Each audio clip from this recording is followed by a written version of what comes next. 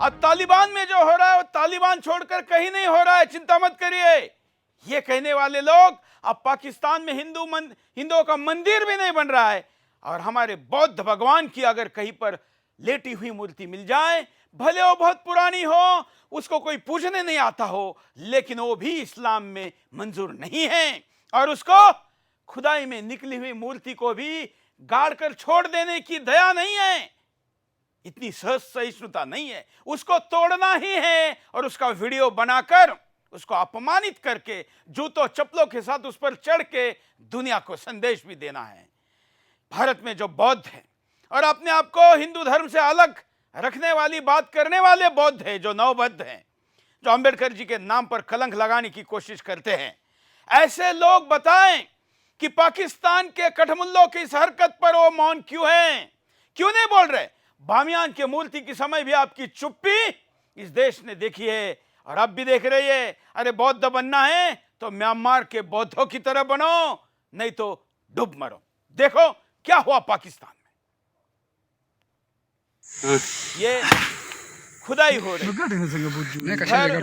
खुदाई हो रही है, और उस खुदाई में ये लेटे हुए भगवान बुद्ध की, जिसको हम विष्णु का अवतार मानते हैं, विष्णु बौद्ध भगवान की इस लेटे हुए विश्राम करते हुए, जो कि बहुत कम मिलती है ऐसी मूर्तियां, आपको ऐसी मूर्ति मिली, उसकी पूजा होनी चाहिए थी, उसको हेरिटेज साइट कहना चाहिए था। वहां पर दुनिया भर के पर्यटक आते हैं और उस पर्यटकों के द्वारा इसको देखा जाता, लेकिन ऐसा नहीं हुआ। पाकिस्तान जिस प्रेरणा से बना, जिस इस्लाम के साथ कट्टरता से बना, वही देखिए, ये देखिए सदियों पुरानी मूर्ति जो कि विश्व के लिए एक आकर्षण का केंद्र बन सकती है। भिखारी पाकिस्तान के कई लोगों का पेट जूते उसके ऊपर पहनकर, ये सहिष्णुता है, ये इस्लाम है, और इस पर चुप बैठने वाले माफ नहीं होगा, आपका भी नंबर आएगा, ध्यान रखना।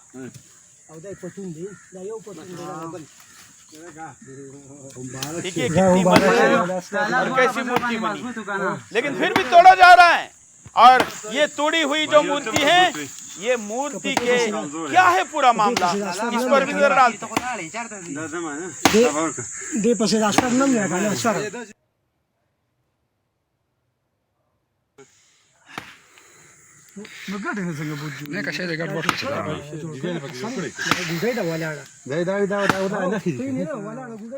मौलवी के आदेश पर पाकिस्तान में तोड़ी गई बुद्ध की दुर्लभ प्रतिमा। पाकिस्तान के खैबर पख्तूनख्वा प्रांत की घटना। पाकिस्तान में गौतम बुद्ध की वो दुर्लभ प्रतिमा जो एक खेत में खुदाई के दौरान मिली थी और जिसे एक स्थानीय मौलवी के कहने पर लोगों ने टुकड़े टुकड़े कर दिया। पाकिस्तान में धार्मिक असहिष्णुता केवल हिंदुओं और ईसाइयों तक सीमित नहीं। इसका ताजा उदाहरण गौतम बुद्ध की वो दुर्लभ प्रतिमा है जो एक खेत में खुदाई के दौरान पाई गई और जिसे एक स्थानीय मौलवी के कहने पर कुछ लोगों ने तोड़ दिया। हालांकि इस संबंध में पुलिस ने 4 लोगों को गिरफ्तार किया है। खैबर पख्तूनख्वा प्रांत में मर्दन जिले के पुलिस अधिकारी जहीदुल्लाह ने बताया कि तहसील तख्तबाई में एक खेत में पाइपलाइन की खुदाई के दौरान निर्माण मजदूरों को ये प्रतिमा मिली। स्थानीय मौलवी के आदेश पर इस प्रतिमा को तोड़ने का वीडियो वायरल होने के बाद पुलिस ने ठेकेदार कमर जामन और उसके मजदूरों को गिरफ्तार कर लिया। उनके पास से प्रतिमा के कुछ टुकड़े बरामद किए गए। पर्यटन विभाग के एक वरिष्ठ अधिकारी ने बताया कि सोशल मीडिया पर वीडियो वायरल होने के बाद अधिकारियों ने दोषियों के खिलाफ कार्रवाई करने के लिए पुलिस को मामले की सूचना दी। मालूम हो कि श्रीलंका, कोरिया और जापान के लोगों के लिए तख्तबाई इलाका पर्यटन स्थल है, क्योंकि ये क्षेत्र उपमहाद्वीप के इतिहास में गांधार सभ्यता की शुरुआती शहरी बसावटों में से एक है।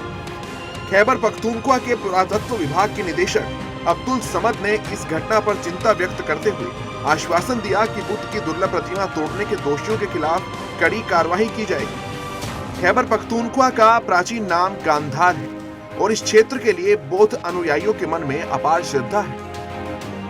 2017 में हरिपत जिले के भमाला में पुरातत्विक स्थल पर बुद्ध की 2 प्राचीन और दुर्लभ प्रतिमाएं निकली। स्थल पर निकली सबसे बड़ी प्रतिमा बुद्ध की मृत्यु को दर्शाती है और दूसरी प्रतिमा दोहरे प्रभा मंडल वाली थी। मृत्यु को दर्शाने वाली प्रतिमा अपनी तरह की दुनिया में सबसे प्राचीन प्रतिमा है। अमेरिकी प्रयोगशाला ने इसकी पुष्टि करते हुए इसे 3 शताब्दी ईसा पूर्व से भी पुरानी बताया। तो ये स्थिति है, ये पाकिस्तान नहीं, जहां जहां पर भी मुसलमान रहता है दूसरे किसी के भगवानों का उसे कोई सम्मान तो छोड़िए, उसका अस्तित्व भी नहीं रह सकता। भगवान बुद्ध शांति के लिए जाने जाते हैं, अहिंसा के लिए जाने जाते हैं। बुद्ध का नाम लेते ही पूरे शरीर में, रोम रोम में और शांति और सद्भावना और प्रेम आता है। लेकिन कुछ शैतानों को उनको देखने के बाद अंदर से उबाल आता है और बड़ा हथौड़ा लेकर उसको तोड़ते हैं। और ये पहला चित्र नहीं है, ये पहला वीडियो नहीं है, ये पहली घटना कतई नहीं है। ये तो कई घटनाओं के बीच की एक और घटना है। बस इसलिए कि चुप बैठने वालों और केवल अपना पंथ अलग बनाकर, हिंदुओं से अलग होकर, ऐसी चुप्पी साधकर मुसलमानों को, खास करके ऐसे मुसलमानों को बढ़ावा देने वाले राजनीतिक बौद्धों के लिए ये तमाचा है, लेकिन नहीं जागने वाले। क्योंकि पिछले कई दशकों में ऐसी कई घटनाएं घटी। कहां उन्होंने बोला?